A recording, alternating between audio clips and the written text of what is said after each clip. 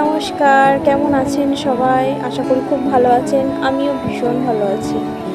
এটা ছিল আমার সাধের দিনের ভিডিও। তারপর সাধে আমার একটা ইচ্ছে ছিল হাত ভর্তি করে মেহেন্দি করার, কারণ আমার বিয়েতে আমি হাত ভর্তি করে মেহেন্দি করিনি। সাধের দিন সকালে উঠেই স্নান করে নিয়েছিলাম। তারপর দাদারাও রান্না করতে চলে এসেছিলো। তারপর আমি একটু এই চিপস খাচ্ছিলাম, কারণ বাড়ির সবাই বলেছিল যে একেবারেই না খেয়ে থাকবে না। তো আমি একা কেন খাবো, ওদেরকেও একটু দিচ্ছিলাম।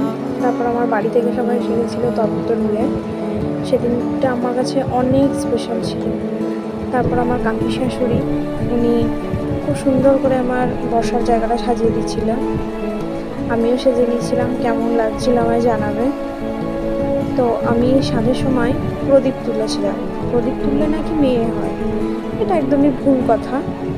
তো এই যে সাজানোটা কেমন হয়েছে জানাবেন।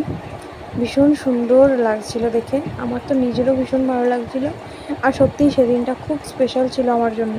আমার জীবনে প্রথমবার একটা আমার ইচ্ছে সব কিছু হচ্ছিল আর কি। তো বাবা মা, কাকা কাকিমা, আমার মা, আমার কাকিমা সবাই আমাকে আশীর্বাদ করলো। এটা আমার ঠাকুমাও আমায় আশীর্বাদ করে গিয়েছে। তারপর আমি কয়েকটা ছবি তুলে রেখেছিলাম, স্মৃতি হিসেবে এগুলোই তো থেকে যাবে, তাই না?